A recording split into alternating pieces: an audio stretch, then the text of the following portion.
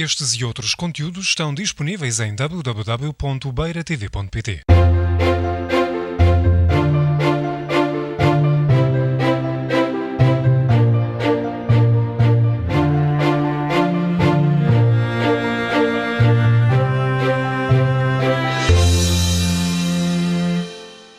Eu fiz o mestrado na Faculdade de Arquitetura da Universidade Técnica de Lisboa e eu vou apresentar agora o trabalho que foi realizado durante o ano. Terminei em março. Para já queria agradecer a toda a colaboração, que não pôde cá estar, a professora Madalena Cunha Matos, que me ajudou bastante e tem todo o mérito também de ser aqui referenciada. Este trabalho começou com o problema do despovoamento no interior de Portugal e eu encontrei esta imagem da NASA, que eu achei sempre muito interessante, onde se vê Portugal e dois grandes polos e sempre na costa litoral muito densamente povoadas.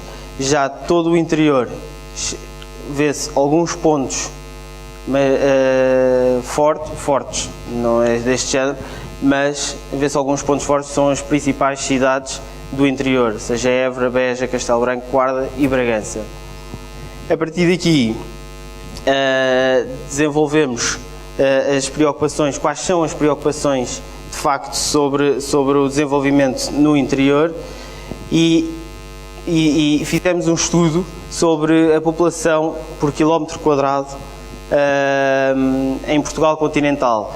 Vê-se que em Portugal continental existe 112 pessoas por quilómetro quadrado, mas se formos contar só com os 10 distritos costeiros, esse número passa para 201 pessoas por quilómetro quadrado.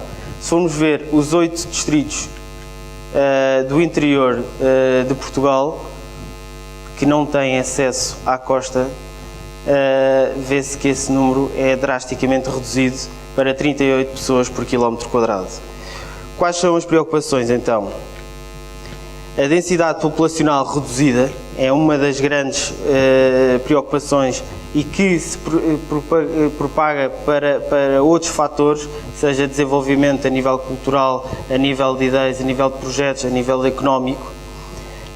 O índice de envelhecimento, onde vemos que desde 2001, pelo menos, está aqui dois mapas, desde 2001, Idanha Nova e Penamacor estão na lista do índice de envelhecimento, onde tem o maior índice de envelhecimento, sendo que o concelhozinho Penamacor registra o maior índice de envelhecimento.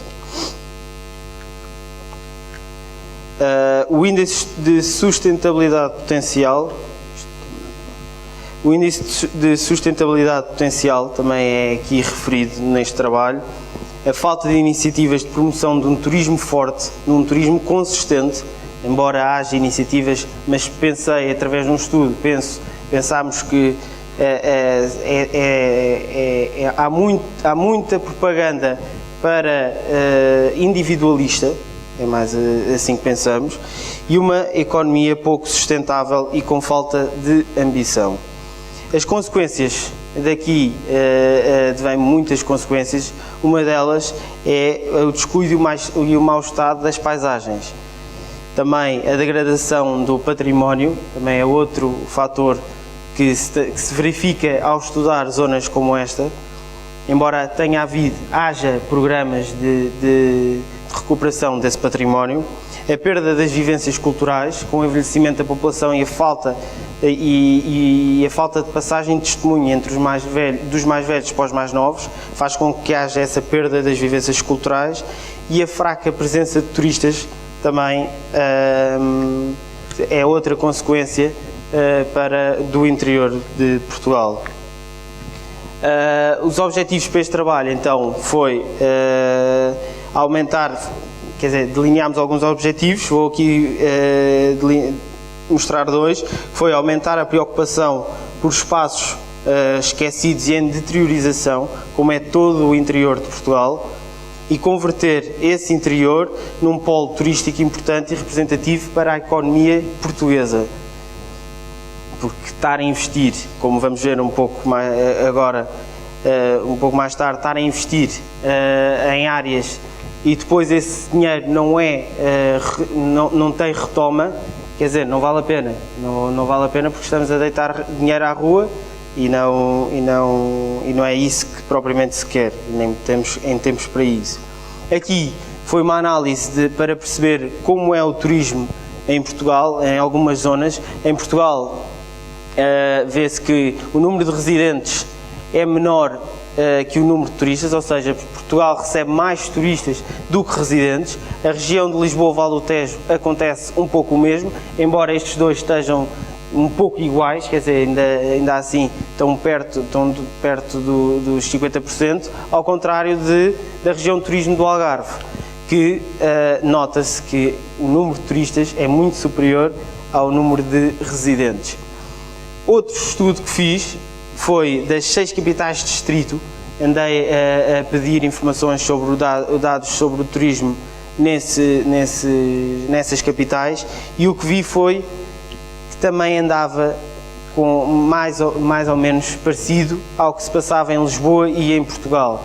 Só que se tirarmos Évora do caminho, só para tentar perceber, aqui estão as 6 capitais, mas se tirarmos Évora, nota-se que este número muda muito, quer dizer, porque Évora é um grande polo turístico do interior português, está muito massificado, ou está relativamente massificado para o interior de Portugal, está relativamente perto de Lisboa, 1h e pouco, ou 1 hora, daí que é fácil chegar até Évora, e então vemos que Évora faz com que estes dados sejam mais equilibrados.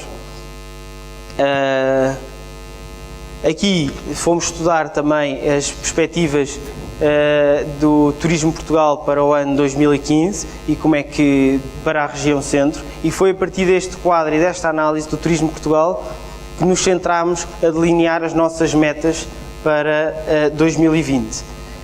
O interior tem vindo a apostar numa preservação do seu património e esse dinheiro vemos que não tem sido retribuído pelos turistas, sejam eles nacionais, sejam eles estrangeiros. E isso é importante, porque sem esse retorno não se pode fazer mais investimento. Propõe-se então, neste trabalho, um roteiro turístico que engloba todo o interior de Portugal, desde Beja até Bragança, ou desde Bragança até Beja, de norte para sul. E os princípios deste programa, que é o programa de Plano Estratégico de Turismo do Interior de Portugal, foi assim que delineámos, baseou-se no Plano Estratégico Nacional do Turismo de Portugal, e os fatores que ele foi buscar foi o clima e a luz, a história, a cultura, a tradição, a hospitalidade, a diversidade concentrada, a autenticidade moderna, que também é muito importante, não só ligar ao passado, mas desenvolver novas técnicas e novos desafios para as estruturas históricas, a segurança e a qualidade competitiva. As principais medidas foi a preservação e a manutenção do património, a implementação e divulgação de atividades culturais sempre diversificadas, a manutenção e um fácil acesso aos transportes públicos, porque é muito difícil para alguém que queira fazer um mochilão, como hoje em dia está muito na moda entre os jovens, vir até aqui, vir até ao interior, vai até Castelo Branco com facilidade, mas depois de Castelo Branco, por exemplo, dando um exemplo, depois de Castelo Branco para vir aqui até Idenha Nova e Penamacor, é muito difícil. Tem certas horas e está sempre condicionado para essas horas. E programar um calendário e aumentar a animação local e os eventos. O nosso objetivo aqui foi todo o percurso, desde o IP2 à A23 e novamente o IP2, marcar 10 polos turísticos que se demarcassem e se juntassem e fizessem parte de todo um roteiro, porque esta zona não é igual a esta, não é igual a esta, daí eu ter feito 10 polos turísticos, tentá-los pô-los um pouco com as mesmas características, e foi assim que nos baseámos. Existem 3 cidades promotoras, Bragança, Castelo Branco e Beja, seria Bragança, Castelo Branco e Beja, que iriam aos mercados, a novos mercados, aos principais mercados de hoje em dia, Espanha, Inglaterra, França, Alemanha e os países nórdicos, buscar aliciar turistas através de agências de turismo e de outras promoções que viessem aterrar em certos aeroportos, do Porto, Salamanca, Oviedo, Lisboa, Madrid, Barcelona, Faro, Sevilha e Beja. A partir daqui, estas cidades promotoras tinham a função de ir buscar esses turistas através de transferes, como até foi feito aqui um pouco neste evento. O nosso objetivo era que em 2020 o número de turistas a fazer este roteiro do interior fosse 770 mil, sempre baseado naqueles dados do turismo de Portugal. Os principais meios de promoção seria uma forte aposta nos meios da internet e a promoção nas agências de turismo e a realização de um vídeo da diversidade dos locais, de toda a diversidade dos locais. Aqui estão um pouco os mercados onde se quer inserir, onde estão inseridos e quer-se ir buscar mais, e aqui são os novos mercados importantes, que é a Ásia, os Estados Unidos e a América Latina, que têm ganho muito dinheiro, tanto a Ásia como a América Latina. Estão a crescer, são mercados que estão a crescer muito e é preciso ir buscar esses turistas. A partir daqui passámos para a análise de um desses 10 polos. Escolhemos Idenha Nova e Penamacor, e as características destes 2 concelhos é toda a sua história, todo o património, todo o clima também, a topografia, a diversidade da topografia e a acessibilidade também, que de certa maneira está relativamente perto de Lisboa. Está a 2 horas de Lisboa, 2 horas e um quarto, e a 3 horas e pouco de Madrid. Aqui está um pouco, estudámos a evolução da população nestes 2 concelhos, onde se nota que tem havido sempre um decréscimo desde pelo menos 1981, embora seja já desde anterior, mas tem havido um grande decréscimo da população. Penamacor, então, está já abaixo dos 6 mil habitantes, enquanto Idenha Nova, ultimamente nestes censos, ultrapassou a barreira dos 10 mil, baixou da barreira dos 10 mil habitantes. A população, fizemos um estudo da população, andámos a fazer inquéritos, e vê-se que esta população tem pouca escolaridade, tem muito poucas ambições, não são crédulos e têm pouca esperança, quer dizer, nota-se ao falar, uma pessoa fica triste ao falar porque eles não acreditam na região, não acreditam no desenvolvimento, não acreditam que estes concelhos andem para a frente, e isto é general e é mais notório ainda, mais do que no concelho de Idenha Nova, no concelho de Penamacor.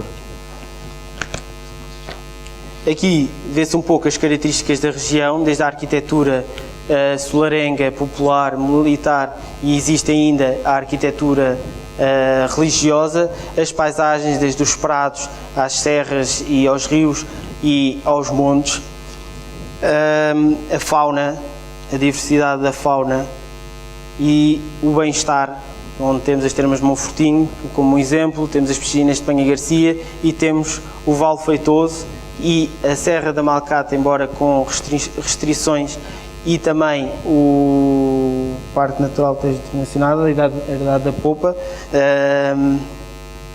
a gastronomia e o desporto. Fizemos também uma análise da população da entrada nos postos de turismo em Idenha Nova e em Penamacor, e nota-se uma grande diferença entre estes 2 concelhos. E a partir daqui também vimos, para além de todos estes fatores da opinião da população e do desenvolvimento destes dois concelhos, este foi outro fator que achámos interessante ver como eles são opostos. Idenha Nova recebe ainda assim muitos turistas, ao contrário de Penamacor. Para terminar aqui esta parte, o roteiro turístico aqui separámos em 3 zonas, os 2 concelhos. A zona norte, um pouco mais ligada ao concelho de Penamacor, onde seria mais o conceito da tranquilidade, da simplicidade, onde se fazia mais uns pequenos safaris, podia-se andar na barragem da Meimoa e visitar como é o castelo de Penamacor ou as aldeias de granito. A zona centro é a zona forte destes 2 concelhos, é a zona da Idenha em especial, onde se tem toda a história, tem toda a cultura. E a zona sul volta-se outra vez para a tranquilidade do Parque Natural Tejo Internacional. Passando para a recuperação do cimo de vila de Penamacor, os critérios de seleção foi as aldeias históricas, e nota-se que Penamacor está no centro de diversas aldeias históricas, é um ponto estratégico. Só a partir, quando começámos a fazer este projeto, não tinha nenhum hotel, Penamacor, mas a partir de setembro do ano passado ficou com um hotel, e todos os outros hotéis destes 2 concelhos situavam-se a sul, centro e sul da região. E a proximidade das vias de comunicação, de linha férrea e da autoestrada. A revitalização é um ponto fulcral na proposta urbana, e a caracterização deste cimo de vila também é outro fator. As principais medidas para o melhoramento deste cimo de vila é melhoramento da calçada da rua, reformar a iluminação, remover as antenas das coberturas, o novo modelo de placas informativas, a inclusão de caixotes do lixo projetadas com a linguagem da paisagem natural. Aqui é uma planta de todo o cimo de vila, onde se começaria a visita na antiga muralha que hoje existe. Haveria um roteiro turístico por todo até à Torre de Menagem, que depois voltava até um mirador e saía-se para... E entretanto existe a Capela de São Pedro, a torre do relógio, e se faria um pequeno jardim onde aos fins de semana os produtores pudessem expor os seus produtos com algumas tendas, e pudessem expor os seus produtos, e assim todos os fins de semana havia uma certa atividade cultural na região.